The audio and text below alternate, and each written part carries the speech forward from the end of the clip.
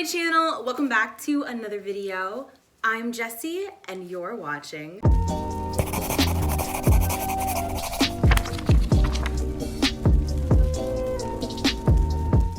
Wow, thank you for waiting literally 7 months for me to finally make this video. I haven't done a wrap up on my channel since November of 2019, and literally every single month in 2020, I have said I'm gonna do a wrap up and I just have never gotten around to it. I just haven't had the energy to film a wrap up, if that makes sense. Like, they require so much energy and effort to discuss every single book that you've read, and I just haven't been in that space because 2020 has been a freaking nightmare. And also, like, I have personal stuff going on top of that. So I've actually filmed this video like 3 times, and it's just okay, the point is we're here now, okay? And hopefully I will actually edit and upload this. We'll see. So I'm going to be reviewing every book that I have read through the months of January all the way up to June. In the month of January, I read 8 books. My approximate pages read were 1,685. My average rating was 4 stars. I read 63% authors of color. I did meet my goal of reading more horror and thriller and nonfiction, but I did not meet my goal of reading more comics and audiobooks. The goals that I'm referencing are the goals that I set in January for my reading. I'll leave the video where I talked about my reading goals linked down below so that you can see it if you haven't already. I did read 1 library book, and 7 out of the 8 books that I read were ones that I owned. The first book that I read in the month of January was All Boys Aren't Blue by George M. Johnson, and I have no idea where my copy is. But if you have spent any amount of time on my channel or on my Instagram or on my Twitter, you will know that this is probably my favorite book of 2020 so far. I am absolutely obsessed with this book. It is a memoir from a Black queer activist named George, and George is talking about his experiences growing up at the intersection of being both Black and queer, but it just is the most insightful and wonderful and joyful and even painful memoirs that I've ever read. It felt like a fiction book because that's how heavily I was invested in it. George talks a lot about being gender nonconforming, and honestly the non-binary spectrum representation really spoke to me, but also the criticisms that he has for race and our society are absolutely phenomenal, and then the story itself is beautiful and just brilliant, and I love this book from page 1 all the way to the end. Even the foreword at the beginning of the novel is wonderful and just absolutely masterful. I could not recommend this book enough. I also read Permission. This is a adult fiction contemporary about a young woman who is a aspiring actress. She lives in Los Angeles and her father dies, and it really upsets her, obviously. Her whole life turns upside down, and then she meets this dominatrix who has moved in next door, and she begins a relationship with her and starts down this journey into BDSM. And I absolutely loved the first 2/3 of the novel. I loved the sex positivity and the messages about parental loss and guilt and grief, and I loved the writing. There were so many just amazing, poignant one-liners in here, and even paragraphs that were phenomenal. But the last third of the book really dropped the ball for me. It really felt quite disjointed, so I ended up giving this book, I think, 3 stars, and I'm definitely going to read books by her in the future if she writes more, but unfortunately the ending of this one just really didn't do it for me. Such a Fun Age by Kylie Reed. This was really kindly sent to me by Putnam Books, and I really enjoyed this novel. This is all about a young Black adult woman named Amira, and she really doesn't know what to do with her life. She doesn't have a whole lot of goals and aspirations, and she's working as a babysitter for this prominent, wealthy white family. And one day she takes the 2-year-old to the store, and a security guard confronts her and accuses her of stealing the child because she's a Black woman with a white baby.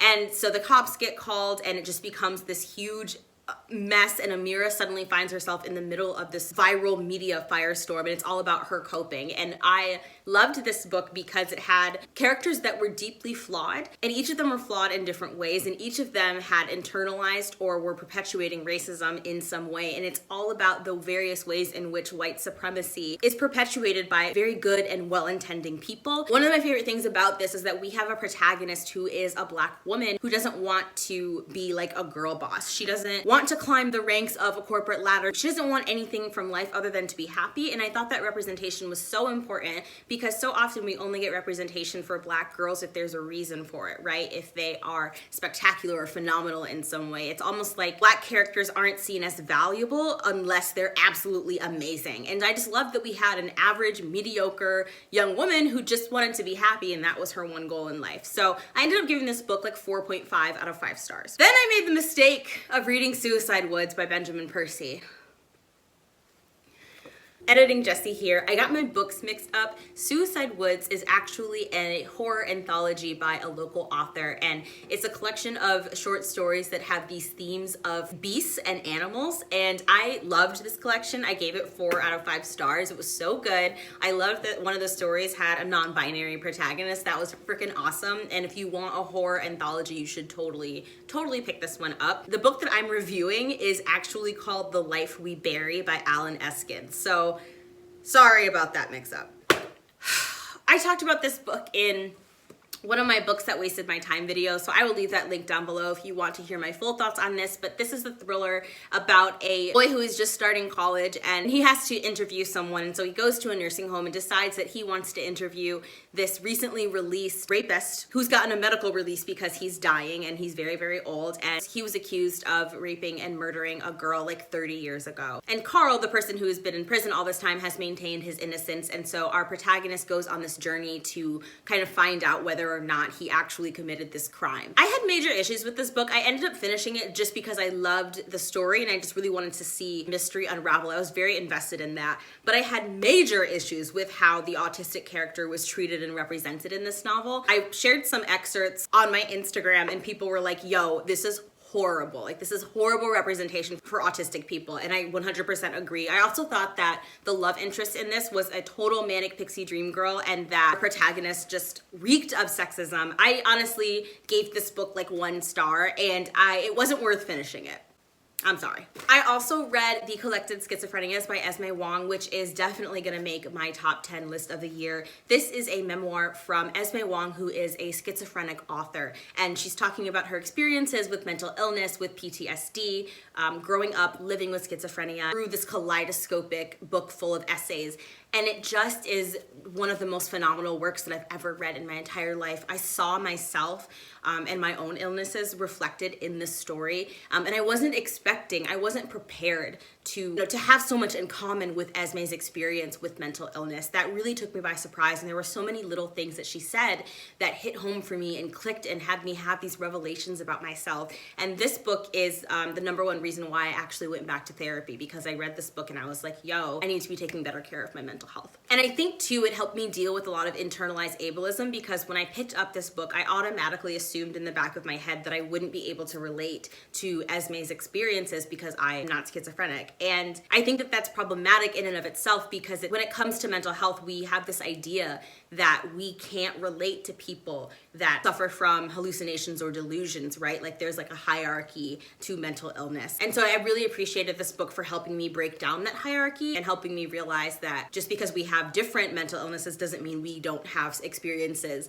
that overlap and that we can't relate to one another. So I highly recommend this book. It was amazing. It was really hard to read, but it was so important, and I'm definitely going to be rereading this in the future. I also read The Subtweet by non-binary author Vivec, and unfortunately this was another book that wasted my time. It's all about 2 Asian women who are kind of fighting to get their music recognized, and they become friends, and then they have this big fallout over Twitter. And so the book explores music, culture, and relationships and friendships, specifically between women of color. And I just had issues with it because the characters didn't feel developed to me. There was the miscommunication trope in this book. One of the characters literally just disappears from the novel at some point. I just had so many issues with the structure of the novel, the plot, how the story was told. It simply just wasn't for me, and I ended up giving it 2 stars. I tried to read Bel Revolte, which was sent to me very kindly by the publisher. This is a debut young adult fantasy, and I really wanted to love it because it has French inspiration and it's all about magic and girl protagonists. One of our protagonists is an aspiring physician, and I just absolutely love any kind of representation for the medical field in books.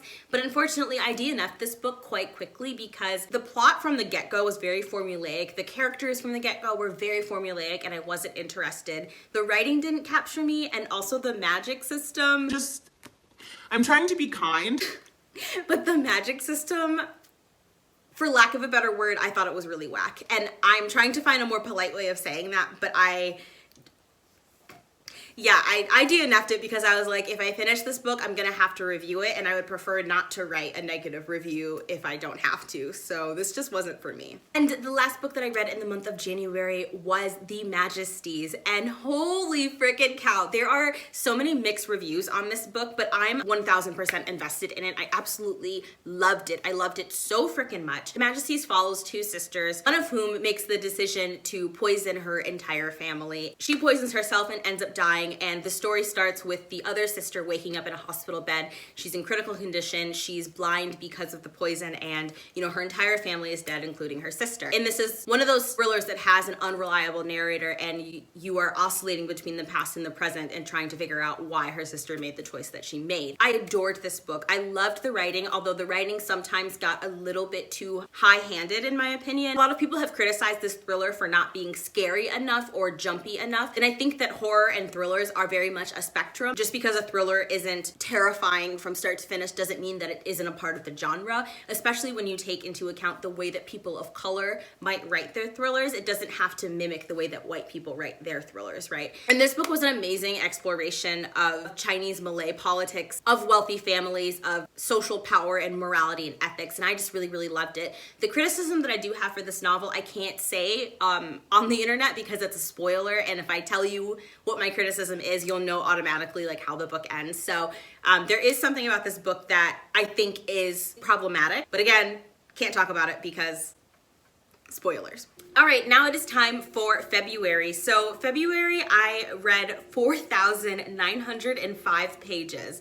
I read 20 books during the month of February. Out of the 20 books that I read, 10 of them were ones that I owned, 5 of them were library books, and 5 of them were audiobooks. My average rating was 4.6 out of 5 stars. I did meet my goal of more comics, more audiobooks, and more library books. So without further ado, let's get into the reviews. One of the books that I read was Dear Haiti, Love Elaine.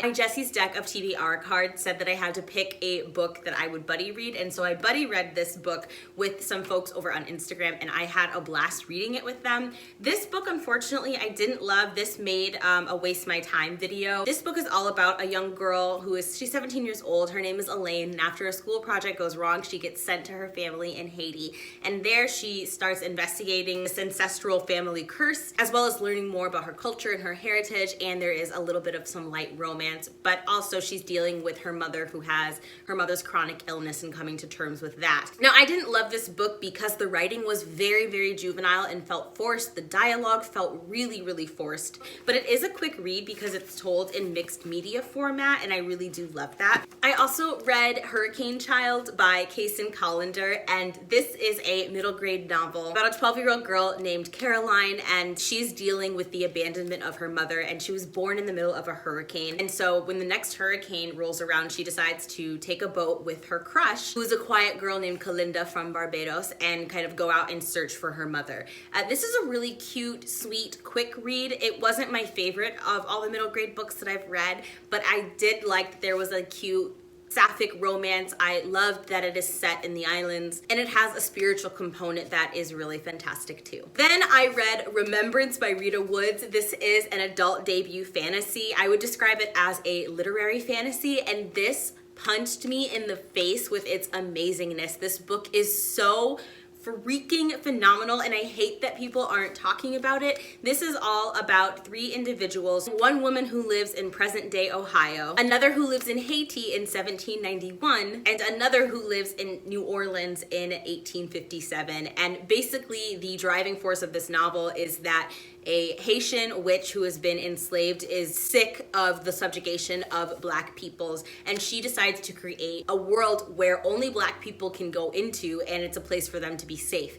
But once that world gets created, they have to then defend it from white people that are trying to infiltrate it and tear it down. This book is impossibly complex, and it's been compared to Octavia Butler's Kindred, which I completely agree with. Honestly, I would describe this as Kindred meets the 5th season. It's so freaking phenomenal. The writing is beautiful. I loved the magic. I loved the messages of it. I could go on and on about this book, and this definitely is not going to be the last you hear of it. I also read The Shadow King, which is is a adult historical fiction novel that is set in Ethiopia during 1935. It centers around Mussolini's invasion of Ethiopia, and I chose not to rate this book because it wasn't for me.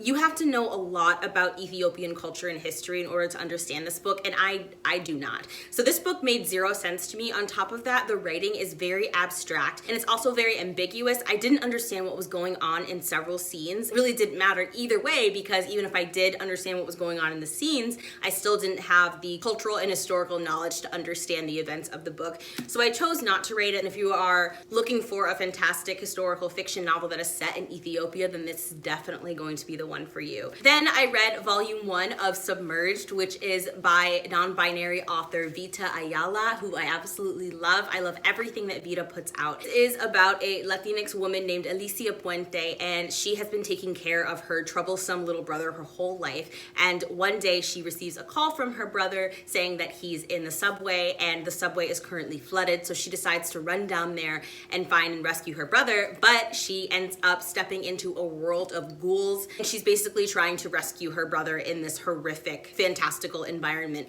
Now, I loved the use of colors in this book. They were absolutely brilliant. There was a lot of insect imagery that was just so uncomforting, and it just sets you up with this deep feeling of squeamishness. I love that it also talked about Latinx abuse in households, as well as the dynamics between Latinx girls and their mothers, as well as the expectations that we put on our Latinx girls. Honestly, I cannot wait for the next volume. It was just so atmospheric and dark, and I absolutely loved it. Then we had How Long Till Black Future Month by N.K. Jemisin. This is a collection of stories. I gave it 5 out of 5 stars. It was absolutely phenomenal. The story in here that I love the most is the one about cooking, because my mother is a chef. I also read Children of Blood and Bone and Children of Virtue and Vengeance for a Black Girl Magic reading vlog. I pulled, in my Jesse's deck of TBR, I pulled a card that said I had to read both of these books, so I did, and I will leave the reading vlog link down below if you would like to see full reviews. People have been asking me to review this series pretty much since I started my channel, so I finally did it. I will say that I enjoyed the sequel much more than I enjoyed the first, and from what I've been hearing, people have enjoyed the first book more than the sequel, so I think that I have a bit of an unpopular opinion there. If you have read both of these books, let me know which one was your favorite and why. I also read The Stone Sky by N.K. Jemisin. This is the conclusion to the Broken Earth trilogy, which I have been reading and loving. I started the Broken Earth trilogy for Blackathon last year, and I fell head over heels, and I've been putting off reading the conclusion because I was like, there's no way that the conclusion is going to be as good as the first 2 books, and there's no way it's gonna wrap up all of the loose ends and bring everything together in a way that's conclusive. Like, I was completely against reading the final book in the trilogy, and I am so glad that I did, because it was so freaking good. I think that this is my favorite book. It's between this or the second one, honestly, for me. I could not believe how well N.K. Jemisin concluded this trilogy. There were things that I did not see coming. There was some really satisfying wrap-ups to certain plot lines. I really, really love this book. And if you've read the Broken Earth trilogy, please let me know what is your favorite book in the series and why. And if you're not familiar with the Broken Earth trilogy, this is a dystopian fantasy novel that takes place in a world where some people can control the earth. These people are called origines, and they are subjugated in society. They are killed, enslaved, or oppressed whenever possible. And so our protagonist is an origin who is trying to survive in this world. The world that she lives in is post-apocalyptic. There are these horrible seasons that have basically destroyed the earth. Basically, it's a book about natural disasters, and it's just freaking phenomenal. And the driving force for this novel is that the protagonist's daughter gets kidnapped, and she's trying to find her way back to her. It's so good. I also read I'm Telling the Truth, But I Keep Lying, which is a essay collection from a Black author who is bipolar, and I absolutely loved it. I wrote down so many one-liners, and instead of a review, I'm just going to read some of my favorite quotes from this book, because these quotes say more than I could ever say about how amazing this novel is. I know that my brain protects me by disowning the dangerous memories. I learned to leave my body and stand in its echo. How can you not forgive someone whose whole life was a sprint towards survival? I need to prove to you that I had a childhood, that I didn't show up already destroyed. I just love this book. I also read Binti Home and Binti Night Masquerade, which is the last two books in the Binti trilogy. I read the first book in the Binti trilogy last year for Blackathon. Absolutely loved it. And then I read the final two books via audio form, and I really, really enjoyed it. They're books that I want to reread again. I loved the storytelling and the way that the narrator performed the book. It was absolutely awesome to listen to. One of my favorite things about the story is just how imaginative and creative it is, and how much Afrofuturism is just packed into the story while still remaining so loyal and so embedded in Nigerian culture. Just absolutely phenomenal. And for those who don't know, Binti is an African futuristic novel about a young woman named Binti who she ends up becoming fused with alien DNA. It's just so freaking good and just creative, and they're novellas. I think that it's best to go into this trilogy knowing as little as possible. But I gave each book in the trilogy 5 out of 5 stars. I also read Riot Baby by Tochi Onyebuchi. Holy cow. It's going to be so hard picking my favorite science fiction novel of the year because this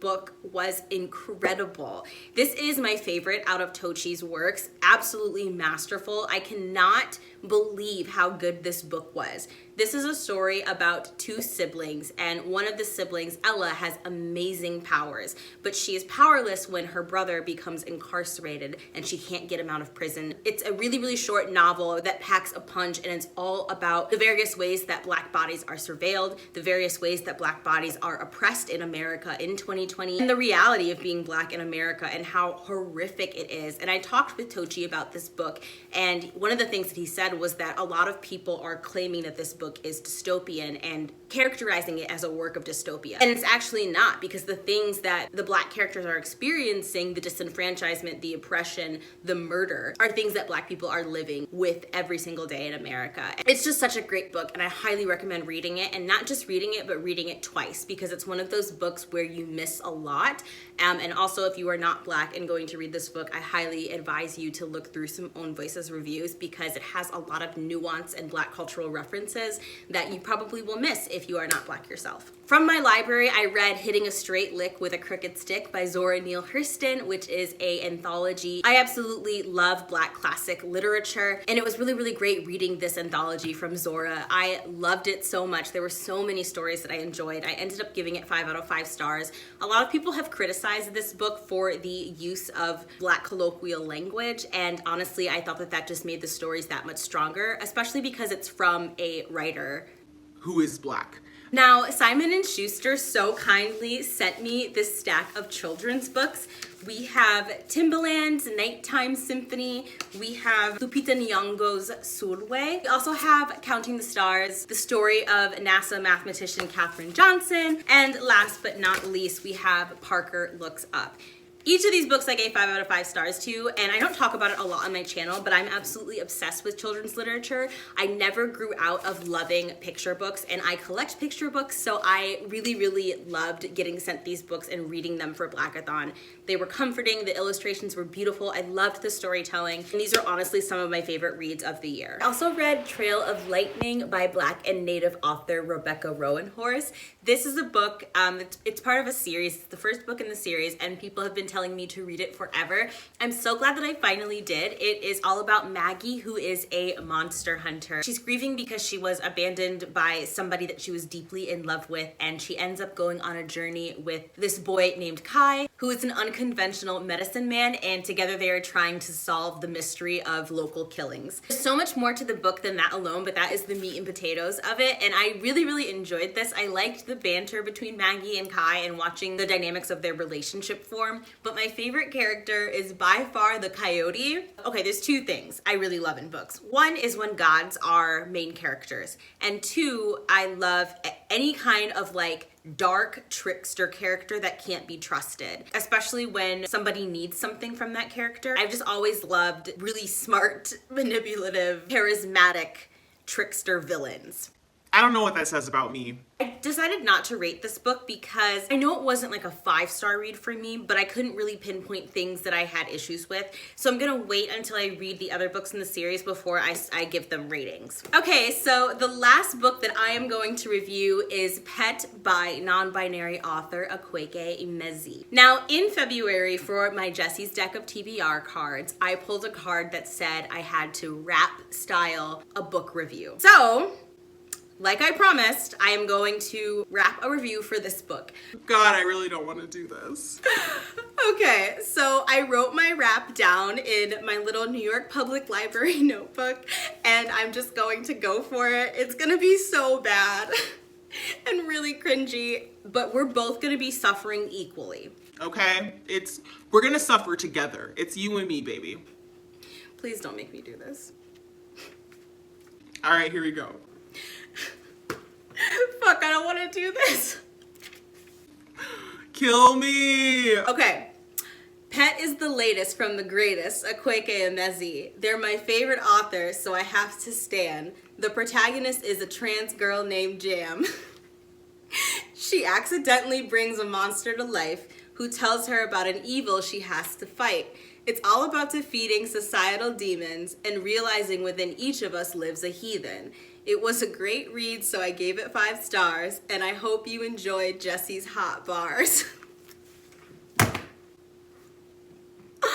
I hate myself. So now we are in the month of March. So in March, I read 7 books. I read 2,744 pages. My average rating was 3.94. I read 75% authors of color, and I read 2 1/4 of library books. So I must have started reading it at the library and given up, I don't know. I did not read any nonfiction or audiobooks or comics, but I did read 3 thrillers. First book that I read was Scythe by Neil Shusterman. This is such a beloved staple book over on BookTube. It's the first in a trilogy about 2 teenagers who are training to be assassin apprentices. In this world, death has been completely conquered, and in order to control the population, there are designated scythes who are trained in the art of killing. But unfortunately, there's a lot of corruption in the scythedom, and so these 2 teenagers kind of set out to stop what's happening. I ended up giving this book 3 stars because while I did enjoy it, I loved the banter, I loved the characters, I loved the moral ambiguity and the action and how not formulaic it was. I just loved so many things about this book. But what I didn't love, there's some eugenics in this book and it made me deeply uncomfortable. The idea that disabilities are something that need to be eradicated, it made me very, very uncomfortable. And I also think that the book is incredibly fat phobic. I tabbed so many times where a fat character was made fun of or just described in a really grotesque and unacceptable way. I also read Band of 7, which was so kindly sent to me by the author. This is a fantasy novel about a group of very emotionally broken kids who have abilities. And in this world, people who have abilities who are known as preternaturals are very, very deeply oppressed. But the world is also divided still because of racism. Now, these kids do not necessarily get along and see eye to eye, but they have to band together in order to fight the injustice that they are facing, as well as the injustice people like them are facing. I loved it because we got to follow multiple character perspectives, and each of them have such powerful abilities. It's action-packed and it moves very, very quickly. In that sense, it reminds me so much of a graphic novel. But the most important thing about this novel is the messages that it sends about race and subjugation. And it also has really powerful messages about how good people staying silent is what allows these systems of oppression to perpetuate and to continue. I love the diversity that existed within this group, as well as the storytelling. Some of the scenes were just so visceral and real. This book honestly really packs a punch, and I can't wait to see more from this author. I also read Vanished Birds by Simon Jimenez, and I cannot wait to get myself a copy because holy freaking cow, was this one of the most amazing debut books I've ever read. This is a debut adult science fiction novel about Captain Nia, who is this tall, black, gorgeous captain who spends her time transporting cargo, but she kind of goes through this wormhole. So certain places that she visits are very far in the past, and so there's a time travel element to this. starless. The driving action for this novel is that this boy crash lands on this planet that Nia is visiting, and nobody knows where he came from or how he got there. And so she decides to transport him to this large organization that's interested in him. And during the journey, she absolutely like falls in love with this kid and wants to keep him as her own, and they bond together, and she doesn't want to give him up. She ends up giving him up and finds out that he has these incredible abilities and that this corporation is using his abilities to exploit him. And so she goes on a mission to get him back.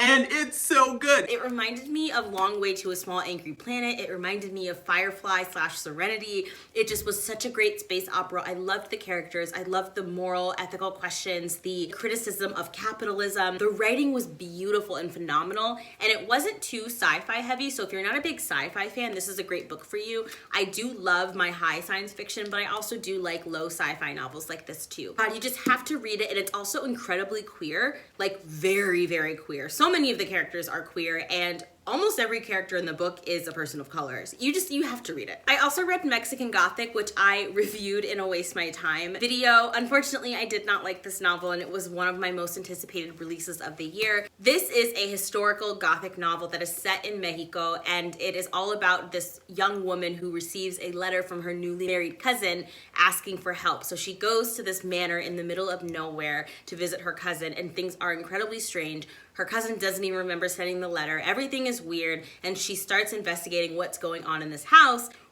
but she starts slowly losing her mind. Unfortunately, I didn't love this novel. I'll leave the Waste My Time video link down below so you can hear my criticisms if you are interested. Then I read the Osawa Murders. This is a translated novel from Japanese, and it's a thriller. In the 1970s, this prominent family is having a party and they all get poisoned. 17 people die when cyanide is put into their drinks, and in this novel we are following a detective who many years later is trying to figure out what happened. Now, I chose not to rate this novel because I was very confused and definitely didn't understand what was going on. This is the second or third time that I've read a work that was translated from Japanese that was a thriller and I didn't understand what was going on. So I think it might be cultural, like my confusion. What I really want to do is read some Own Voices reviews of this book and try and get a better understanding. But let me know if you read this book and you understood it, because I didn't know what was going on. Although I did love, there were some really amazing quotes in here, but I'm going to use this as an opportunity to read more works that are translated from Japanese because I obviously have some learning to do. Then I read probably my most anticipated book of the year, Akweke Emezi's new book, The Death of Vivec Oji. This was sent to me by Riverhead, so thank you so much for this book that I absolutely loved. Oh, it was so good. This is all about a group of queer and trans kids that are living in Nigeria. Our protagonist is Vivec, and he is half Indian and half Nigerian. Vivec is an individual who is gender non-conforming and trying to survive in a world that just wasn't built for him. The prose is very visceral, and it has so much imagery, and it's almost violent the way that the descriptions are written. There's a lot of imagery of like bones and sharpness, and it just creates this really kind of dark literary tone for the novel. And the novel starts with Vivec being killed, and so the book is slowly moving towards how Vivec died and why, and the effect of Vivec's death on Vivec's friends and family. Now, I will give a trigger warning for incest in this book. I will also give a trigger warning for transphobia and violence, and this is going to be our pick for the NB Book Club in August. So if you are interested in this book, please pre-order it. It comes out in August, and we will be reading this for the non-binary book club that I run. The non-binary representation was amazing. I also read The Life We Bury, which I reviewed earlier on in this video. And lastly, I read The Antidote for Everything by Kimmery Martin. This is another book that I have been raving about, mainly over on my Instagram. And you're going to hear me talk more about this because sometime this month I'm going to release a video where I talk about just the best books that I've read so far this year. So I'm not going to go too deep into this novel here because I'm going to be talking about it in future videos. But this is about two doctors who are working at a hospital that decides to stop providing care to LGBTQ, mainly transgender patients. And these two doctors are trying to fight to make sure that trans people receive care. And so it's all about the ways that queer people are subjugated in society, specifically in the medical field. It also talks about sexism and racism. There is a romance in here that I really actually liked, and it has a lot of humor even though the book is so heavy in its topics. It's a adult contemporary, and it's one of the best contemporary novels that I've ever read. Honestly, I want everybody and their mama to read it. I want every cisgender and heterosexual person to read this book. And even if you take out all of the addressing of various societal issues, this book is just great. It's such a good read. It balances both being political and educational with being enjoyable and humorous. Now we are into the month of April. In April, I read 2,119 pages. I read 6 books total. My average rating was 4.5 stars. I read 50% authors of color, and I read 1 library book. So 16% of my reads were from the library. Now, the first book that I'm going to review is The Fated Sky by Mary Robinette Kowal. This is The Relentless Moon, which is the 3rd book in the trilogy. The Fated Sky is the 2nd book in the Lady Astronaut trilogy, which is like the most underrated series in the entire world, in my opinion. This is a historical science fiction novel where we are following a young woman named Elma. She is a Jewish white woman who is aspiring to be an astronaut, but women are not allowed to be astronauts. And so in book 1, she is managing living with major anxiety, and she's hiding her anxiety because men are going to just use that as an excuse to argue why women can't be involved in the space program. And she also starts becoming aware of racism and the struggles that Black women are facing in America and within the sciences. So that kind of is set up for book 1, and the driving force for this novel is that Earth has become uninhabitable, and so the space race has literally rocketed. We have a very limited amount of time in order to get off of planet Earth. Then we are 5 years in the future, I believe, in The Fated Sky, and Elma is successfully in space. And so this book digs, the second book digs so much more into the racial politics. It's very, very math and science heavy. So if you are a math geek, you're going to really, really love the second book in particular. I loved the spaceship dynamics. I loved that it became a space opera. I loved that the Black characters were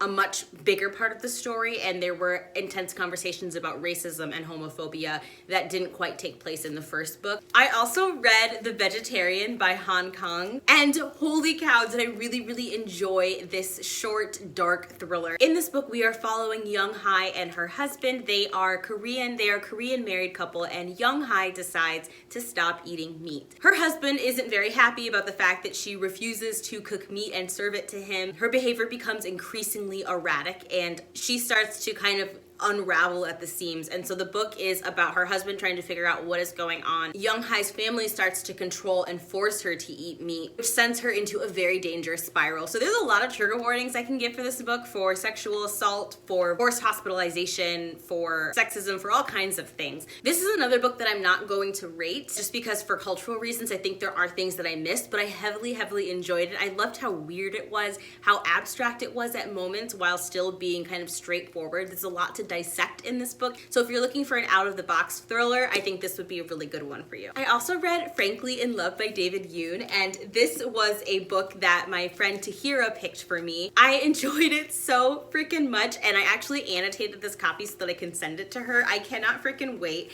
In this book, we are following a Korean-American boy named Frank Lee, and he decides to fake date one of his friends because his real girlfriend is white and his family doesn't approve. But of course, things get messy when the two of them actually fall for one another. I love this book because it definitely starts with the fake dating trope but opens it up. And I've been talking on this channel about how I really love the way that authors of color are taking very traditionally white tropes and making them their own. This is another really great example of how an author of color took a very exhausted formulaic trope and then did something wildly creative with it through their own lens. I really like the characters. There were times where I smiled and laughed, and I definitely felt some of the heavier moments in this book, and I gave it, I think, 4.5 out of 5 stars. Then I read The Storied Life of A.J. Fickery, which is a book that is literally dedicated to readers and a love of reading. It's about this really grumpy man named A.J. Fickery. He's in his 40s, he runs a bookstore, he hates everybody, he's not very friendly, and through a series of events, he ends up getting stuck with this child that he's now raising. So he's raising this little girl, and the book is all about how he's reacting to having to be responsible for another living being, and also how the people in this community are reacting to the situation as well.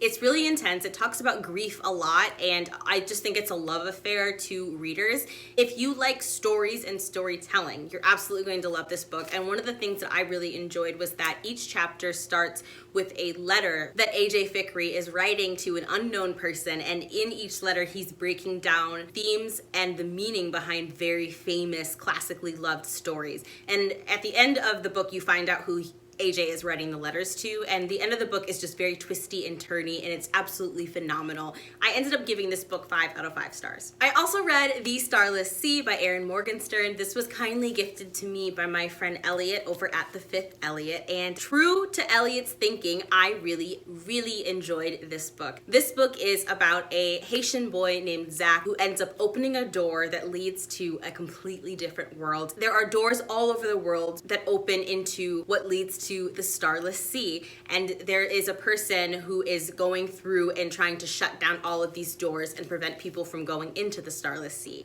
It's a very poetic and prose heavy book. It can be deeply abstract at times, and it also has a story within a story, which is one of my favorite tropes. This is a book that I really want to reread because I think that it's one of those stories that's meant to be reread. You know, the first time that you read it, you're trying to figure out What the hell is going on? I'm going to see what my final rating is after rereading the book. I really enjoyed this, so thank you, Elliot, for sending it. And the last book that I read in the month of April was The Favorite Daughter, which was picked out for me by my Jessie's deck of TBR cards. The Favorite Daughter is about this woman whose husband is definitely cheating on her, and she is trying to recover from the loss of her eldest daughter. But she receives a mysterious letter one day saying that her daughter's death was actually not an accident, and she goes on this journey to figure out who the heck murdered her kid. This is a story where you're not sure that you can trust the narrator, you're not sure who of all the characters that you can trust. It has a lot of twists and turns, and I really enjoyed it. I can't say too much about it because it's totally going to spoil it, but I definitely enjoyed the book, and I gave it 4.5 out of 5 stars. I really hope you're still with me because we are almost done. We are now in the month of May, which was, I don't know, it might have been my favorite reading month. Between May and February, oh my gosh, I loved those reads so much. So my reading stats for the month of May are as follows. I read 7 books and 2,368 pages. I read 4 audiobooks, 1 thriller, and 1 nonfiction book. 4 out of 6 of my books were written by authors of color, so 67%, and my average rating was 4.7 stars. The first book that I read was Minor Feelings by Kathy Park Hong. This is an essay collection that blends memoir and cultural criticisms, as well as history, to kind of paint a picture of what it's like to live life as an Asian American, and I loved how much rage was in this book. I loved how much history and politics inclusion, and just honestly, it was such a fantastic read. It's pretty short, and I actually still have like 15 pages left, but I gave it 5 out of 5 stars even though I haven't finished it quite yet, because the last 15 pages could literally be the author writing about how she sacrifices kittens, and I would still give it 5 out of 5 stars because the collection itself was simply that good. I also very begrudgingly read The Wicked Fox by Kat Cho, which is part of a young adult fantasy, either duology or trilogy.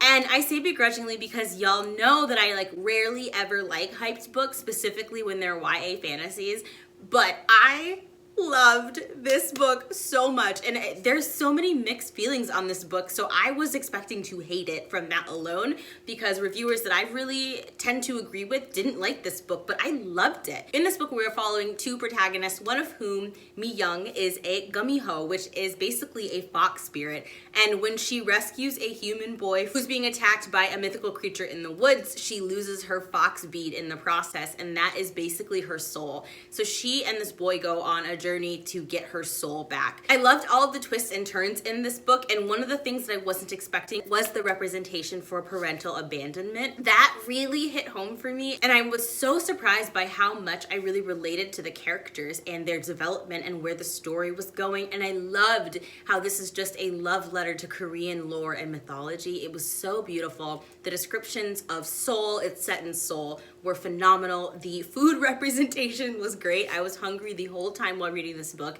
I have an arc of the sequel, Vicious Spirits, and I'm going to be reading that as soon as freaking possible. cannot wait, and I really, really recommend this book. Gave it 5 out of 5 stars. I also read Recursion by Blake Crouch. My TBR cards picked this out for me. I pulled a card that said I had to read about something that terrifies me, and this book is set around what the author is calling false memory syndrome, where people are waking up with memories of a life that they've never lived, and it's driving them absolutely insane. And one of my deepest fears is that I'm going to either lose my memory or that I suffer from some type of delusion that I think is real but actually is not. So this book really hit home for me because it definitely touched on some of my deepest fears. Basically, a scientist has created a chair that allows you to go back in time, and the issue with that is that once a person lives up to the time in which their timeline was altered, that's when they get the set of memories from their alternate life. It's a very abstract and difficult to explain novel, and I know I need to reread it again with my knowledge of how the book ends. It was so good and twisty. I really, really enjoyed it. So if you're looking for a sci-fi thriller, this is definitely a really good pick. I also read Love Boat Taipei, which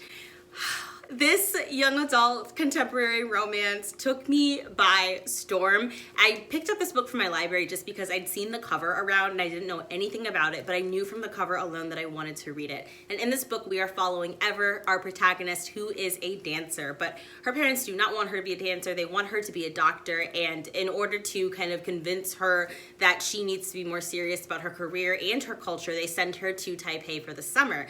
They send her to this really academic summer program where all you're supposed to do is basically study all day and all night. But the kids in this program have other ideas, and they set off on all of these adventures. They sneak out all the time. They're having a blast, and Ever falls in love with 2 boys, and she's trying to pick between the 2 of them, and it's all about navigating relationships and sex for the first time and just growing up and figuring out who you want to be and all of this. And I'm not a love triangles person. I never care for them. But again, another example of an author of color taking a traditionally exhausted trope and writing it through their lens and adding a fresh set of eyes to it. So absolutely loved it. Gave it 5 out of 5 stars. I listened to this via audio, and it was so freaking amazing. Then I also read The Poppy War, which if you follow my Twitter or my Instagram, you already know that I lost my mind over this book. I was freaking out. Like, I still am so...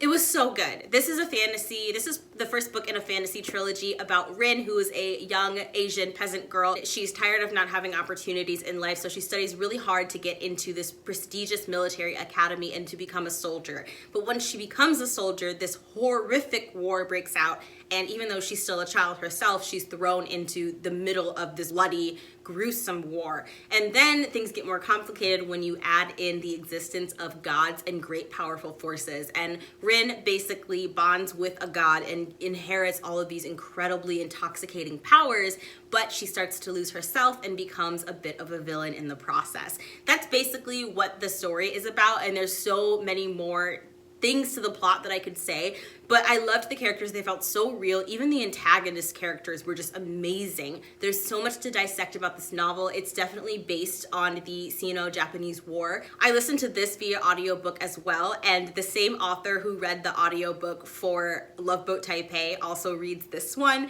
I cannot wait for the sequel. A friend bought me the sequel for my birthday, and so I cannot wait to get that. I'm going to be picking that up from them this weekend, and I'm so, so excited. And last but not least, I read another favorite book of mine, a new favorite, and it is called Follow Me to the Ground. I read this via audiobook, and it was one of my most highly anticipated releases of the year because it's about these 2 individuals who are not human, and they live in this small community. It's like a very conservative type of community, and what they do is they heal the people in the village. So the people come to them for healing, and even though they're really weirded out by the fact that these people look like humans but aren't. And so the driving force for this book is that one of the individuals ends up falling in love with a boy in the village. And I can't say too much more about it, but I will say that it's a thriller. It's dark, it's twisty, and it's very weird. It's really, really weird and abstract and strange, but it's not abstract in the sense of you don't know what's going on. It's not so removed from reality that you're confused while reading it. You know what's going on the whole time. And it's visceral and poetic and beautiful and just creepy as all hell. Because the author's voice is so soothing, I've actually played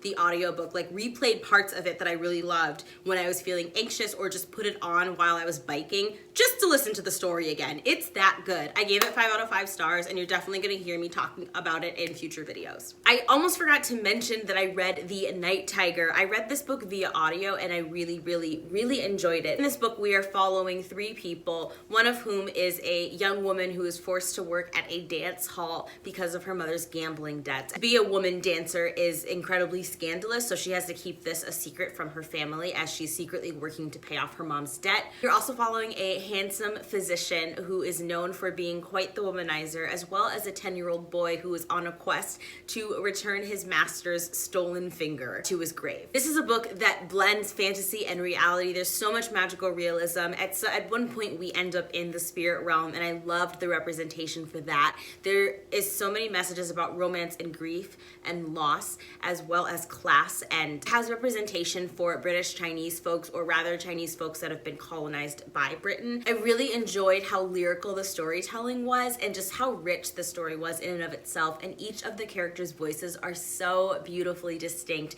and I loved how we start with these characters all being separate and then they cross paths. One thing I really didn't like about this novel is the fat phobia. There's a fat character that is described as porcine, and every single time this character pops up, he's described in really rude language, and his entire character is defined by his fatness. So I definitely didn't appreciate that, and because of that, I rated the book 3 stars instead of higher. I have been filming for 3 hours, and I know y'all are sick of my voice because I'm sick of hearing my own voice. So let's wrap this video up as quickly as possible. In the month of June, I read 6 books. Sorry, not 6 books, I read 5 books. I read 1,480 pages. 4/5 of the books were written by authors of color, so 80%. I read 0 library books, 0 thrillers, 1 nonfiction book, and no books by Native authors and no comics. Now, one of the books that I read, I can't even tell you about because I read it for a secret video that's going to go up fairly soon. But the first book that I read was How We Fight for Our Lives by Scythe Jones. This is a memoir from a Black gay poet, and you can definitely hear the poetry in the words. I listened to this via audiobook, and it was so beautiful because the author read it, and I loved how this talks so much about the relationship between Black men and their mothers, as well as what it means to be a young Black gay person navigating your queerness, learning about sexuality and pleasure politics, as well as trying to survive being both Black and gay in America. I thought that it was so powerful and vulnerable, and there were so many quotes that I wrote down from this. There were so many times where I saw myself and my communities reflected in this book, and I highly recommend. Then I read Black Flamingo, which was sent to me so kindly by my friend Joe of Average Joe Reads, and I absolutely loved this book. This is a book I've been anticipating since I first heard about it over on Twitter months ago, and it's all about a young boy who is Greek and Black. It starts with him as a child. He is queer, and we are following him first from his childhood all the way up into adulthood, where he decides to become a drag queen. And I just love the representation for drag culture, for queerness, for what it means to be multiracial. I love that the book was full of all of these like really beautiful illustrations, and how it's just a love letter to being queer. It's all about loving yourself and your body, and it was told in verse. It's very poetic and beautiful, and I just really, really enjoyed this book. I gave it 5 out of 5 stars. Then I read The Vanishing Half by Britt Bennett, which is being adapted into a series. I'm so proud of Britt Bennett. This book was amazing, and it absolutely deserves a great adaptation. In this book, we are following 2 sisters who are Black but can pass for white, and this book is historical fiction. These sisters are twins, and one sister decides to abandon her twin and live life as a white woman, and she has a family, and her family has no idea that she's actually Black, and the other sister continues to live as Black and has a family of their own. It's about these twins as children,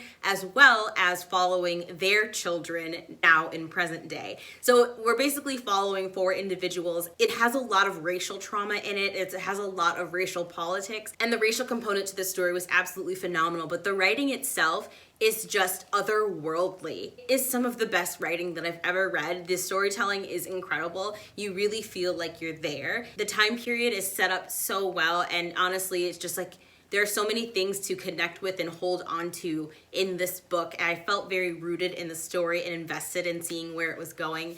And I probably will reread it at some point in the future. I gave it 5 out of 5 stars. I also read the poetry collection Don't Call Us Dead by non-binary author Denez Smith, who's also local. I absolutely love Denez, and this is a poetry collection that I've been hearing so many things about ever since it was released a few years ago. I've just heard amazing rave things, and it's about Blackness and also living with HIV. The author Denez is HIV positive, which I didn't learn that until after I finished reading the book. I listened to it via audiobook, and I absolutely loved it because Denez reads it themselves.